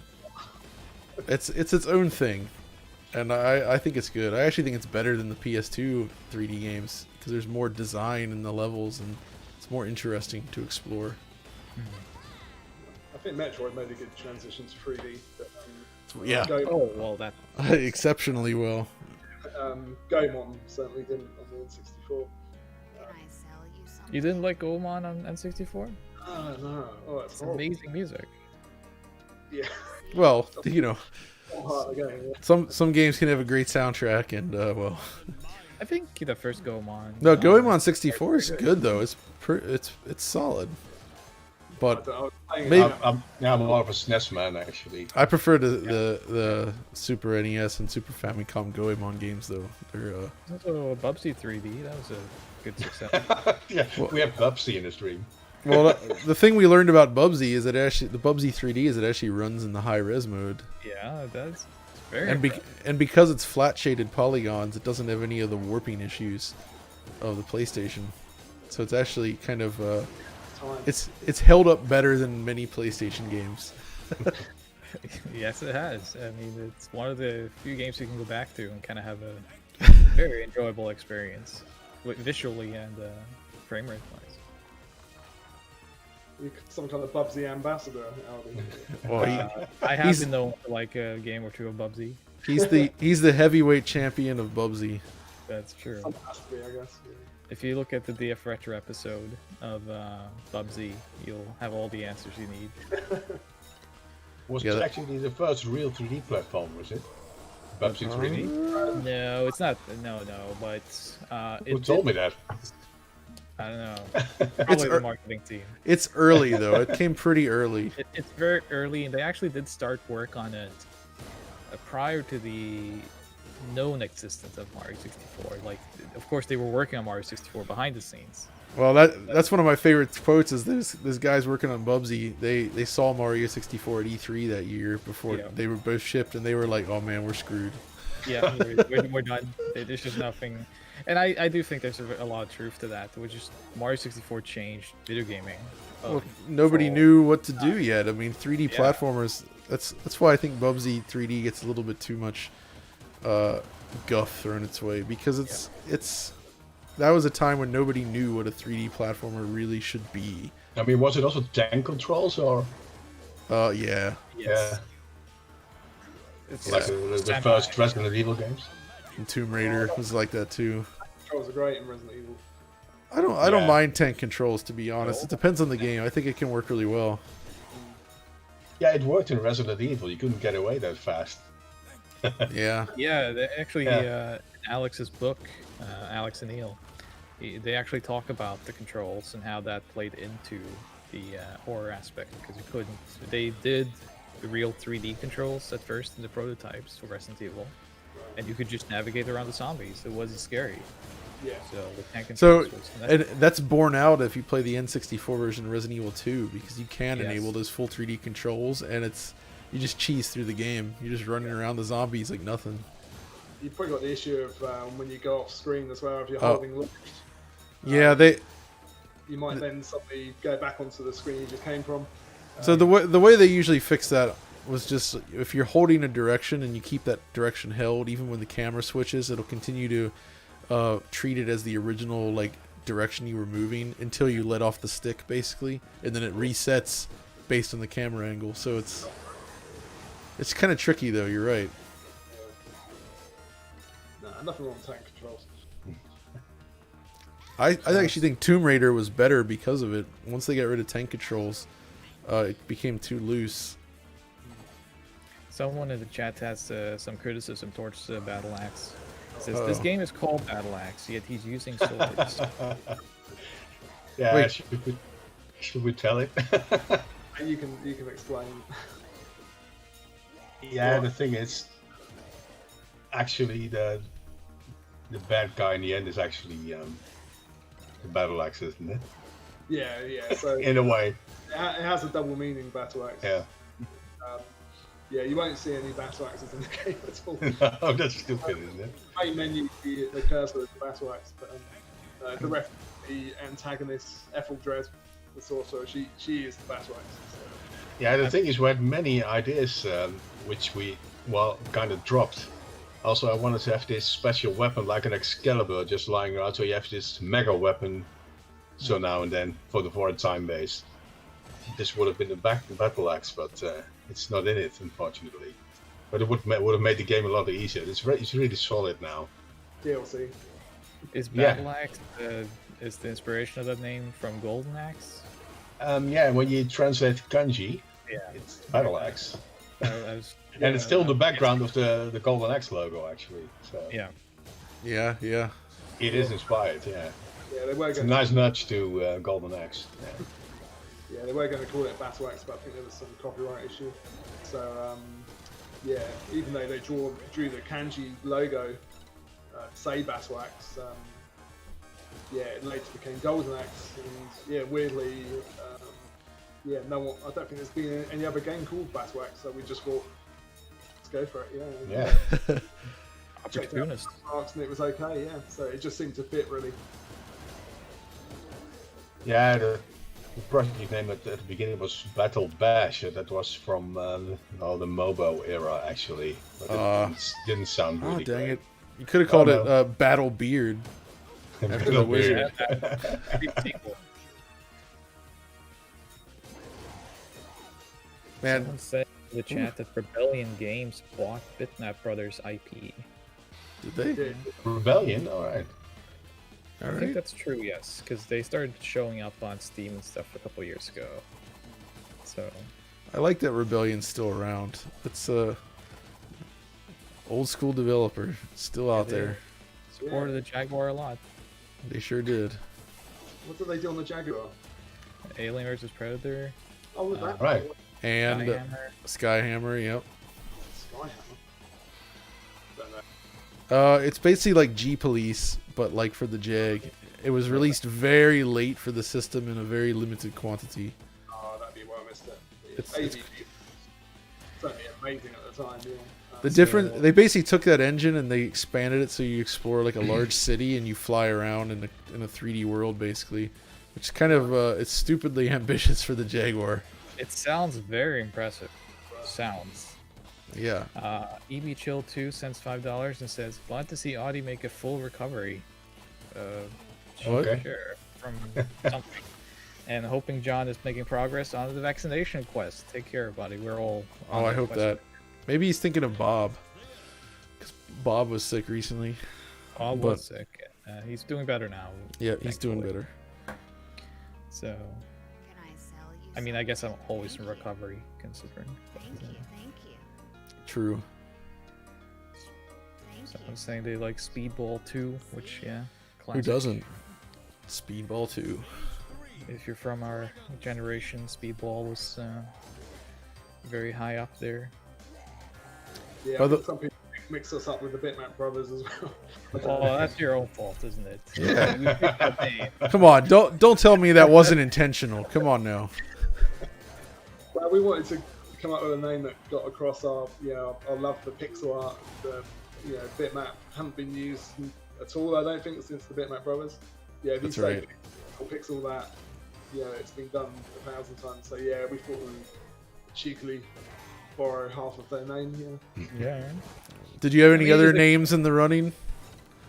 Oh, many names. Yeah, I think it just came down to a vote in the end, and then we just plumped for that, and it seemed to fit. We Do you worked- remember some of the other contenders? Can I remember them? Oh, Do you want to reveal them? I don't know, it's some of them are quite embarrassing, really. No, I'd have to dig them out. It could be a DF episode in it alone. I'll search my Google Drive and see what I can find. Okay. So instead of bureau, it's like something office, I guess. It's Bitmap the office. Pixel Office. the pixel place of business. It's probably something like that. Tiles and Tat. I heard Matt wanted to call it Matt's Dream Factory originally, but That's dream. Oh, yeah. oh man, No, I can't find those names. I think they're being scrubbed. thrown in the bin. Oh, so about me recovering, as it was when I got sick from eggs. Yes, so we were supposed to stream PlayStation 3 games, but I had a pretty bad breakfast that day, and I got food Ah, poisoning. yeah, the egg thing. Yes, I've recovered from food poisoning. Yes, thank you. It must have been bad, yeah. Yes, it was quite bad. When you get food poisoned by eggs, it's kind of double up, It's just kind of... So. Oh yeah. Okay. Then Simon Etheridge is sending £5. Thanks, Simon. Do we go? Mike, How's it work? why I can't stick around long and watch due to being at work. I look forward to watching full and finish. Well, hope you check back. And yes, of course, there will be the video on demand on the channel. Oh yeah, this stream, as always. as Oh. we streamed much earlier today, as we're all European. So Yeah, exactly. It's a little different, Today. but this worked out. So someone was asking, by the way, about the background of this game, funding-wise and whatnot. Can you explain a little bit how this game came about? Because there was a crowdfunder. Oh But yeah. you said you prototyped it for a few years. So what was the journey for you to get this released? Well, the thing is, after I was finished with the Crisis, well, just first of all, we decided to stick together to create another project, of course, and already had the idea for Battle Axe, of course. So we had to create we also pretty much decided really quickly it had to be a Kickstarter to get funding, of course, and build a community and stuff. Our community just reach the people. But yeah, maybe you can tell a little bit more about that, Mike. How that? Yeah, so You guys had the most experience with kickstarting with Xeno Crisis. Oh man. I just made the art. it went really well, and it was. We were able to use that template for the Batwax Kickstarter. But yeah, during the Kickstarter, I think we hit our goal pretty quickly, and Numbskull came in and offered Try it to, again. physically and digitally. So yeah, that's one headache that was taken away from us, which is always nice. And yeah, obviously they invested some money as well to make sure that the whole process was comfortable and we weren't scrabbling around for cash. Yeah, and it's been a great relationship so far. I don't know if we'll have another Kickstarter in the future. It has its own issues, of course, because you have an audience of Kickstarter backers that you have to keep informed, and they're almost separate to everyone else, really. So it kind of doubles up your workload in some ways. Yeah, for sure. Yeah, but at the same time, it helps you build an audience straight away. So I think for certain indies, or even AAA studios, it's worth considering. So what's in the Kickstarter version then? From, you said Numbskull printed it. What do they get? One of the perks was being able to name a villager. So you'll name them in the game and in the credits, which is quite nice. We had one guy who actually paid for a customized villager as well, so you'll see him in the game. But yeah, we have a badge edition of the game, which has some nice pin badges. And then there's the standard physical versions for PS4 and Switch. Sadly, no Xbox. I think Xbox requires quite a large number of units to do a run, sadly. That seems to be an issue in general, is it's more difficult to get Xbox versions of games printed on disc. Yeah, sadly, I don't think I can mention the number, but it's significantly higher than, say, Switch and PS4, so that's why you don't see too many indie games on getting a physical release on Xbox. Yeah. Well, there's also an art book and the shadow box in the Ultimate Edition, isn't it? I mean, really printed. Yeah, that's right. Yeah. I'm sad I missed out on this. Like, if there's a shadow box of your art. It looks really great. Maybe you can grab one. Yeah, go on, Hank. Yeah, 1 second. Yeah, I want to see this. Mike, have you ever thought about doing a native, like updating this with like a native PS5 version so we can get 120 frames per second? Really? Sorry. Maybe. Yeah, oh, there's an unboxing as well. Oh, here we go. Shadow box time. Well, there's a number on it, of course. Aha. Look at that. It's a bit dark. Yeah, I can see it, but it's amazing. Oh man, that's so cool. I'm sure we could find one for Audi.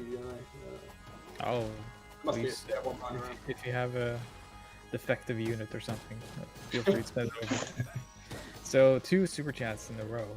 Oh wow. $5 from Solid Crusader 89. Hi there. In a recent Resident Evil 8 demo, there was a part where you were comparing AMD Fidelity FX on and off on the PS5. Does this game support AMD? That's Wait, a what? question for John. I don't remember comparing AMD Fidelity FX specifically. I remember comparing ray tracing on and off. That's it though. I think they do use it though. Fidelity FX is just stuff like, adaptive sharpening. There's a soft shadow routine for filtering ray trace shadows and a couple other little things like that. So I don't think it's anything too unique necessarily. It's just extra post-processing that they use in the game, I guess. And then Rob F has 8 New Zealand dollars and 99 cents. Very Rob. late in the Jaguar's life cycle, so 6 months after launch. I guess you're talking about Skyhammer or something, but Yes, the For- life cycle of the Jaguar. Okay, for some reason that actually made that made me laugh. It's just like, yeah, 6 months after launch, late in the Jag life cycle. Thank you. How long did it last? Was it even a year or two? It Yeah, did. it was like 2 or 3 years that had like. Yeah, The Jaguar should have been, you know. It's not. I always tell John that like, had they just concentrated more on European developers and gotten some of the Amiga devs over to the Jag, I think we could have had a lot more good games on it. I also think the mistake was that everybody was trying to do 3D graphics, 3D, yeah, and the which- Jag is terrible at 3D. Like, it can do it, but it looks bad usually. Where But 2D it's pretty good at. it seems pretty capable at 2D. There was some baffling stuff on there from like Magitech. Like, they did ports of Raiden and Pitfall to Mine Adventure and a couple others, and they all ran at 30 frames per second on the Jag. And I don't know why. But I'd you love have to- like Super Burnout, which is a super scalar game, basically. And that's super smooth, so it's Yeah. quite variable. I don't know. Obviously, I've not worked on the Jag, and finding people that have a lot of knowledge of the hardware, it's not that simple, I guess. So Like, I mean, is Iron Soldier any good? Actually, I never played it, but Iron Soldier's alright. yeah, it's but, okay. that was programmed by Michael Bittner. He's well, also one of the programmers from Lionheart, of course, who made the 3D routines, the floors and stuff like that in the background. So Oh yeah, Yeah, as I said, the Amiga devs, I think Yeah. they could have done a lot with Jaguar. Yeah. And, you know, just. as I understand, from what I understand, though, there's hardware bugs in the Jag, or at least a few things where there's like certain issues with like copy and memory, like or pointers or something. Like, from what I recall, that was like if you like left a memory location to jump to another, and then you'd used a pointer to get back to where you originally came from, it would often like send you to a random place in memory, and so you'd have a lot of issues with that, and developers had to do workarounds to basically solve these issues, which would eat into your precious resources. Or the every game roguelike. there was also issues with just like, I think some games, I guess just because of familiarity, they were just architected completely around the 68,000 CPU, which was meant to be kind of a helper CPU in there versus the Tom and Jerry chips. And so you'd have a lot of games that were basically like just 16-bit 68,000 games running on there. And they didn't really do anything impressive. That's the problem. But nowadays, there's a lot of people doing Atari ST ports. Yeah, to and they're not- Jaguar, they're not and good. They're just programmed around that, and it doesn't do any. No. First of all, Atari ST isn't necessarily a very good platform generally. no, a lot of junk is crawling on the Atari ST. Some managed to do it smoothly, but Not not much. very good. Yeah, Turrican 2 is good on Atari ST. All right. I won't have bad words said about the Atari ST. You're all big fans, I can tell. No, I had an ST. It was a cool machine. Used to play a lot of Dungeon Master on it, and Yeah. It was very Yeah. popular in the UK, wasn't it? I mean, I remember that all the Amiga games were ported from the Amiga, from the ST actually. And people hated that. Yeah. and then Shadow of the Beast shows what the Amiga can really do. Oh yeah. We started seeing more Amiga titles. Shadow of the Beast, I think, is. Right. This is we could kind of tie this into Lionheart a bit, because I think Shadow of the Beast is like graphically very impressive, Yep. but the gameplay is just so terrible. Like, I don't think Shadow of the Beast is a fun game at all to No. play. Yeah, Freaks. it's simply going left and right, isn't it? And timing your punches. Yeah. Well, And you that go into like time- caves and stuff, but Yeah. it's the core combat loop isn't good. It doesn't No, feel not at good. all. It just feels a bit aimless, the whole game. Yeah. That was all about visuals, really. Yeah, Yep. Whereas something like Technical.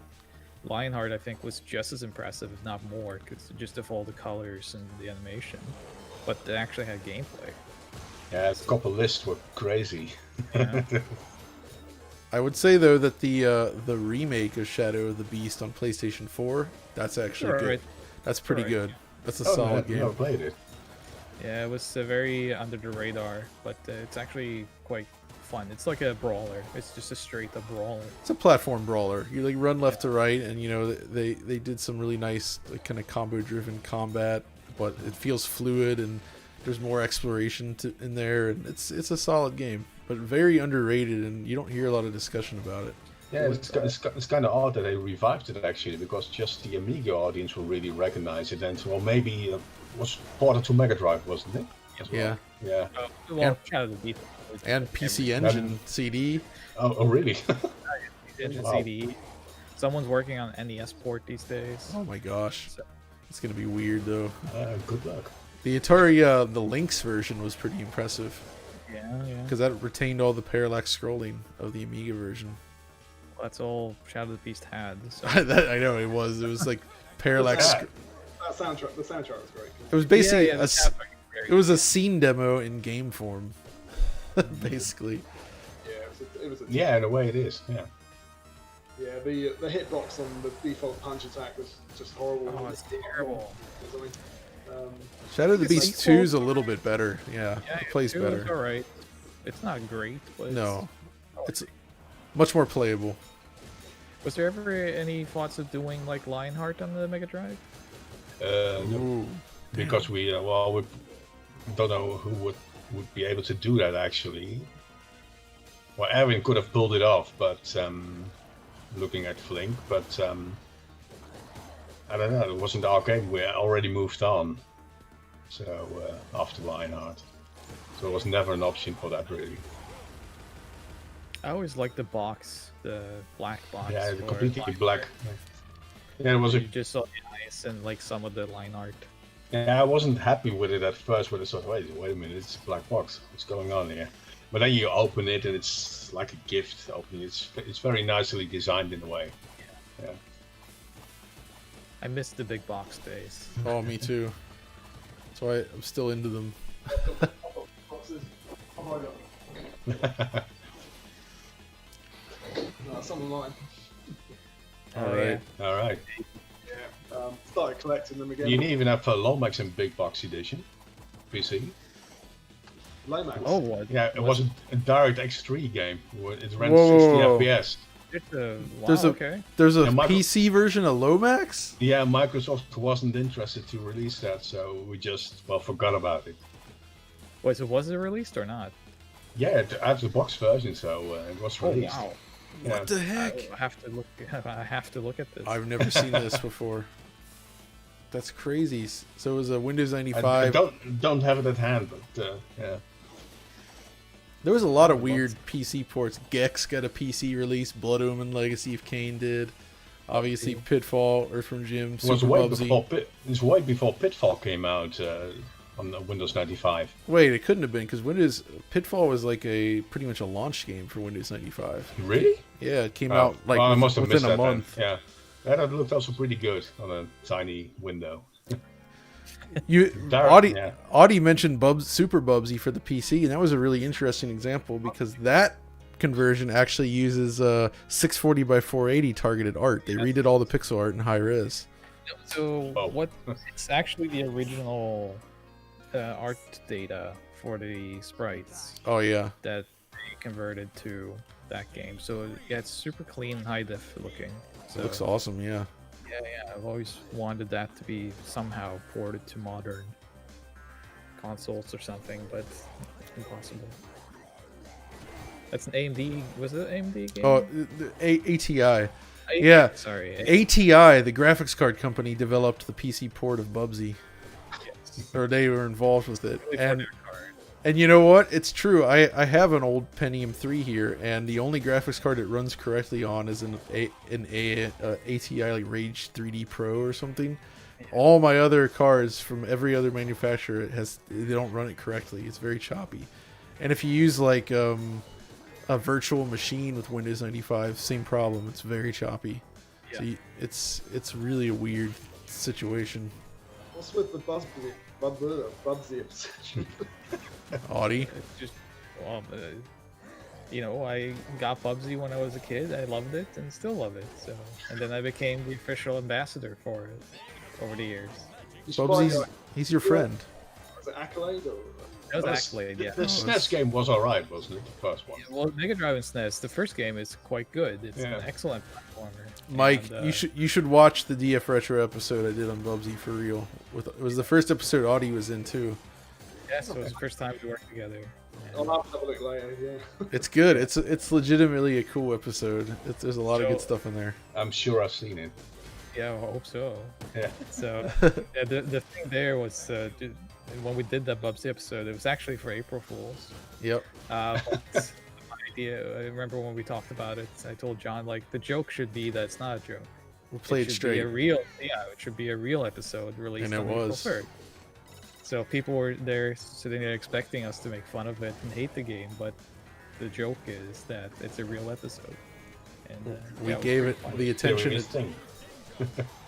It was one of the more popular and one of the best episodes we've done. So, It was pretty good. I was really happy with that one. and I was at GDC during that time in San Francisco, and Oh, I yeah. just gotten back into the industry because I had a few years where I just fell off the radar for a bit, and so I was walking around GDC, thinking I was gonna be pretty anonymous as usual, but then because that video came out. People all over GDC was like, "It's the Bubsy guy! It's the Bubsy guy over there!"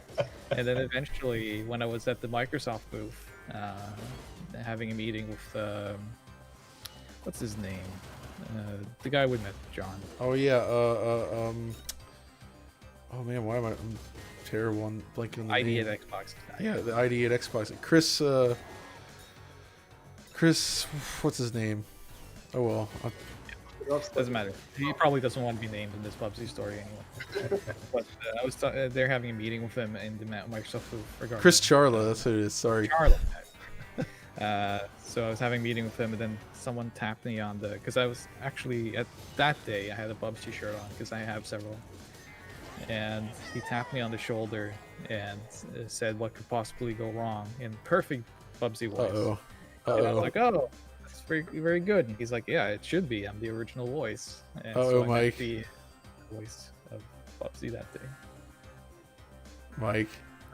Bug John. Whoa. Oh wow, He found a bug. No. we talked about Bubsy. Bubsy did it. Well, it was nice to see you guys. All right. Time to patch it up. This always happens. When we did that Turrican quick look thing as well, I broke that as well.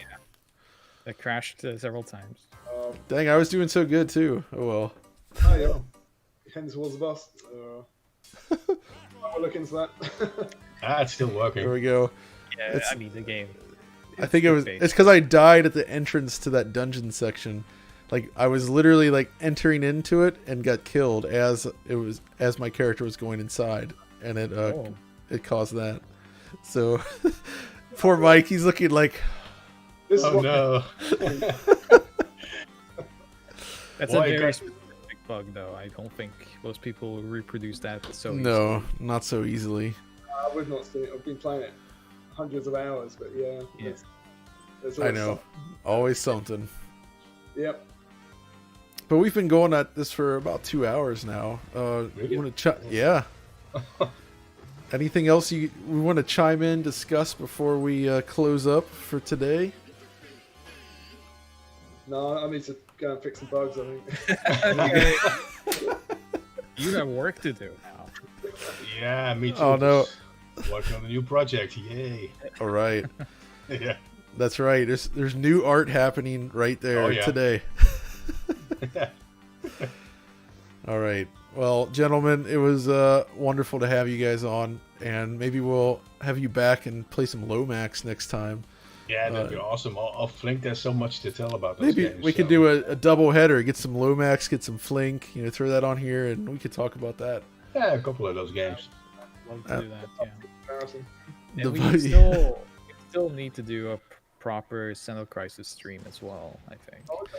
Well, yeah, Versions are almost ready, so perhaps, maybe so.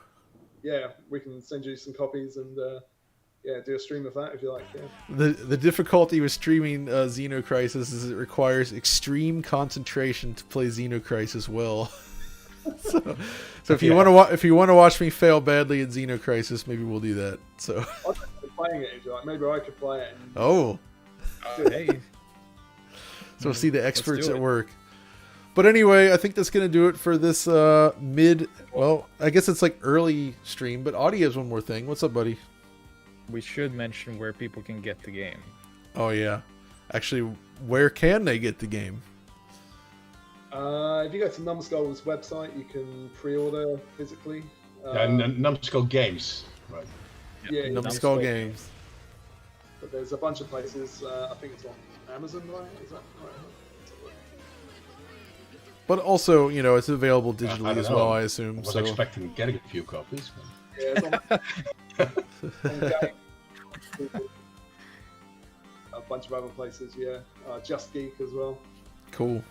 But at least you can get Numbskull Games has physical editions. I believe you announced with Limited Run there will be an edition with them as well. That's correct, right. yeah. Yes. So if people want to get it digitally, they can go to the storefronts, but the physical edition is at Numbskull Games if you want to get it from them. I think they have the badge editions, which looks pretty cool. Yeah. And then Limited Run.